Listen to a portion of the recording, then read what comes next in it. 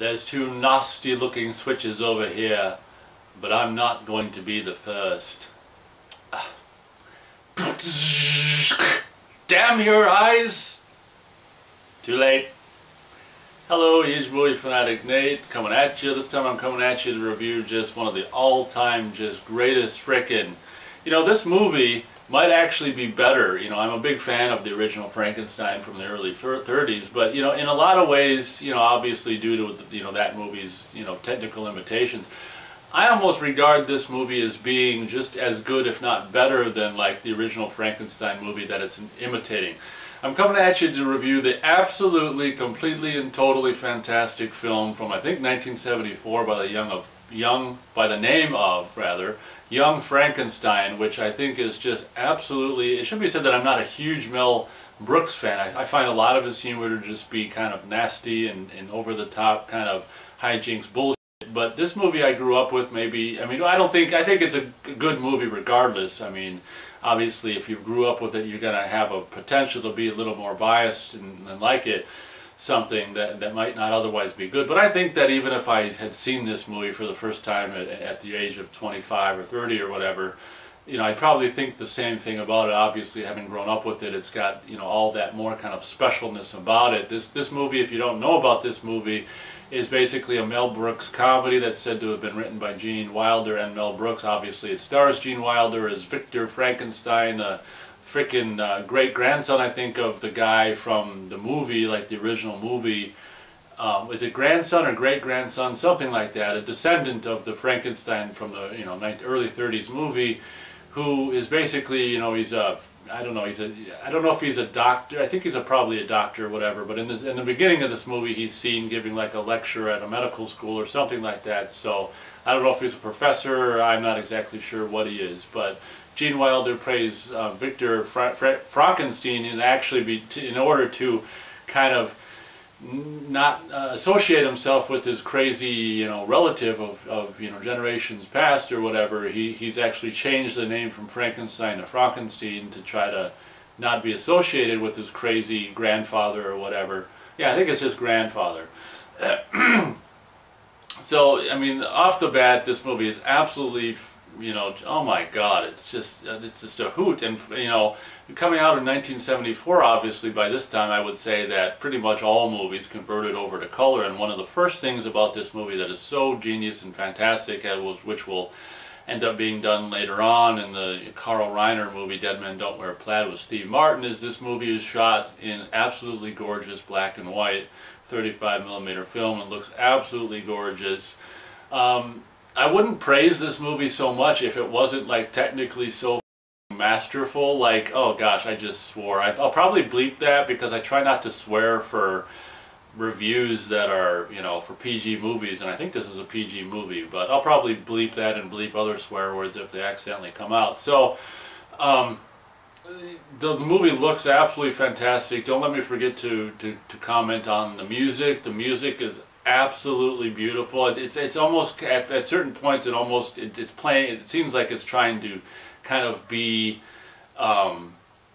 I don't know, kind of goofy or whatever. But I think the music is absolutely amazing. And from what it says in the credits, and from what I understand, if what they say in the credits is true, another really cool thing about this movie is, you know, some of, if not all, I don't know, we'll just say some of the actual props and the actual kind of the laboratory props and stuff from the original Frankenstein movie were actually acquired and used in the set, you know, the laboratory set for this movie, which is even cooler. It's just like, just think that some of the things that are actually in the laboratory in this movie that, you know, I don't know how much of it, if maybe, I don't know, maybe the majority of it, maybe not, I don't know, but at least some, from what we're told in the credits, of the original props from the, you know, laboratory. I know, I like to say things over and over, call it OCD, but are actually featured in this movie, which just is another thing that, you know, besides being shot in black and white and having an absolutely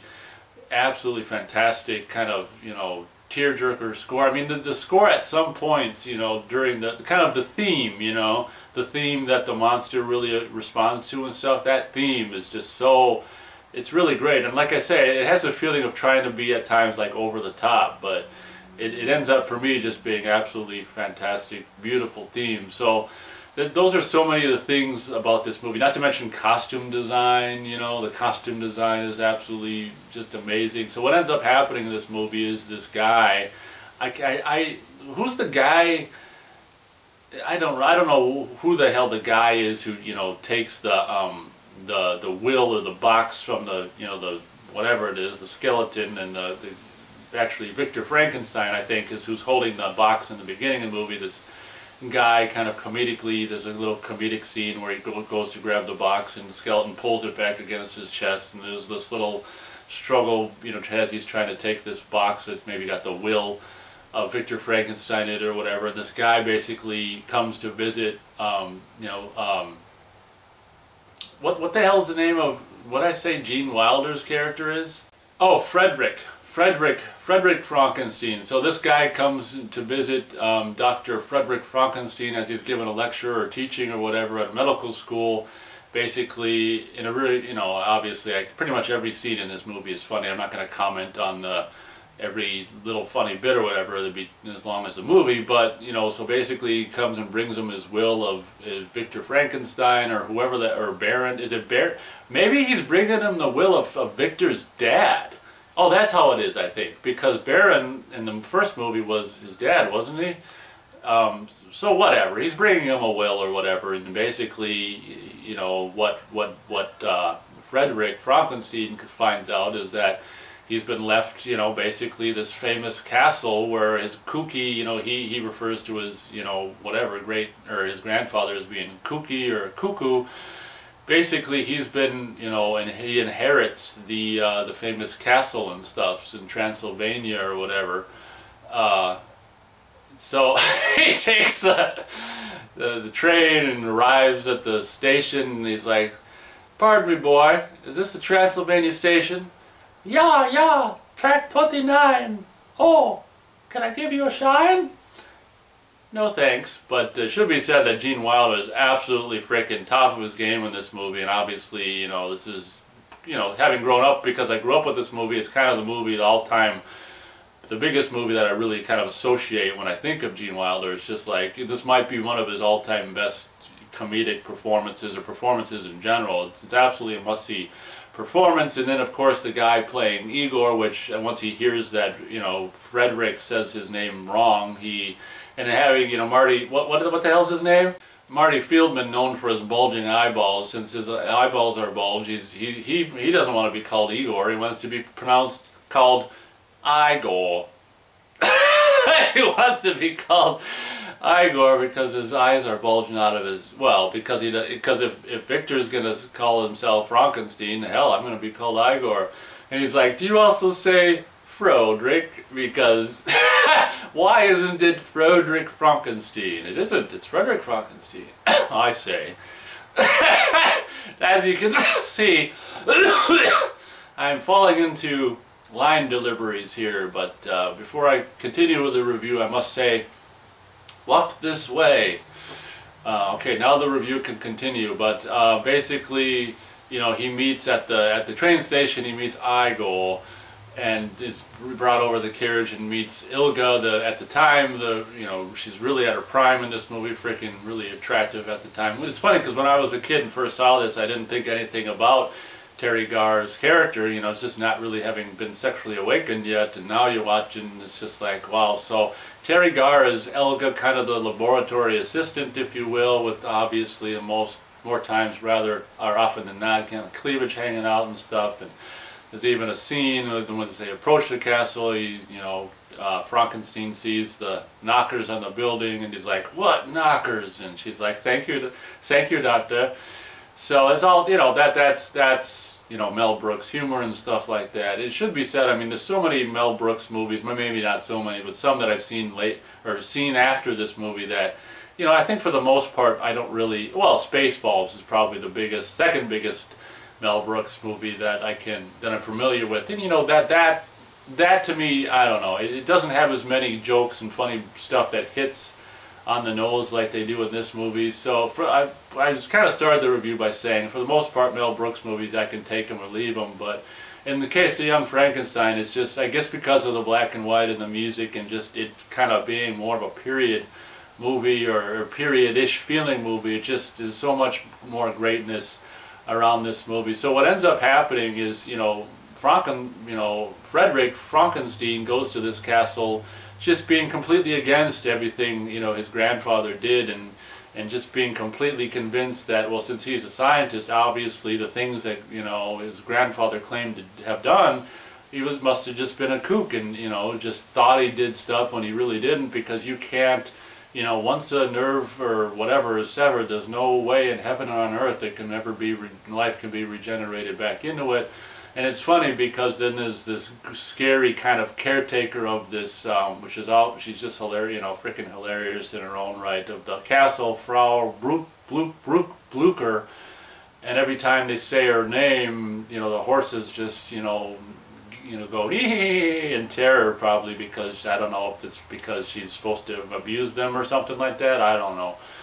But that's kind of funny. This woman, I think it's Cloris Leachman, is just genius in this part as well. I mean, that's another thing about this movie. Casting is just like spot on. Like all the people in their parts are just shine, shine, shine. So what ends up happening, if I can briefly do a brief summary, is, as Frederick Frankenstein stays in the castle and stuff at night, he's lured to this his grandfather's private library with the violin that later on we found out is played by the Frau Blucher or whatever the hell her name is, to lure him to the laboratory, to get him, to get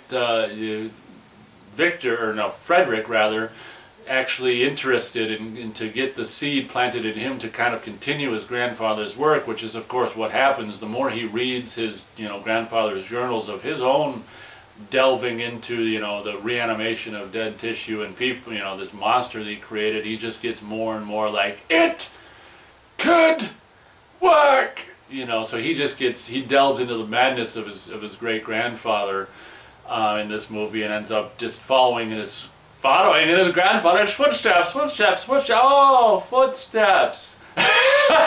So that's the premise of this movie. He at the beginning, the grandson of the guy from the first, the original movie is just completely Mr. Science and stuck up, and I don't believe it, to he ends up following in his footsteps, and does the same thing. And from that point on, it's kind of like, it follows a lot of the beats from, this movie from that point on, it follows a lot of the beats from the original movie, and also later on, of course, with the blind man scene, takes from the second, Bride of Frankenstein movie, in addition to, of course, the woman who appears later on, Madeline Kahn, is also in this movie as the fiancée or financier of Frederick. There's so much to try to remember, but Madeline Kahn's genius. She's not in the movie too terribly much, but of course she shows up towards the end of the movie with the kind of Bride of Frankenstein hair, and the blind man bit is, I think, pretty much the only kind of couple of things that are really taken from the Bride of Frankenstein movie. But it's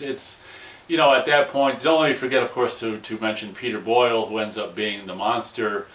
Oh my gosh, I don't know. That's probably really all I have to say about this movie. It's kind of like a sequel / remake in a way, in a comedic way. It's really too bad that more movies like this aren't made.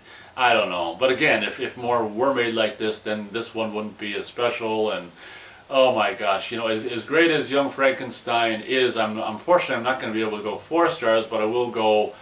It's darn close. We'll go 3 3/4 stars out of 4 stars for Young Frankenstein. And I guess the reason I'm not going a full 4 is just because some of the, I probably don't like all the humor. Some of the stuff's probably eye-rollishness.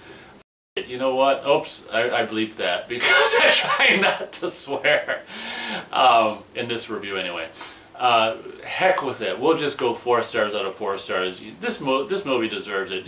Most of the laughs and most of the things that are funny in this movie for me, are actually funny, and there isn't a lot of stuff that tries to be funny that isn't in this movie, and just the fact that it's just so technically done and masterful, and in so many levels, just cinematography, music, sound, just frickin' casting, Oh my gosh, Young Frankenstein, obviously, pardon me, obviously you've probably seen it. If you haven't, I would highly recommend getting Young Frankenstein. Incidentally, it is on Blu-ray, of course, and the Blu-ray looks really, really fantastic. From what I remember, it really retains the original film grain, which is really, really, really appreciated.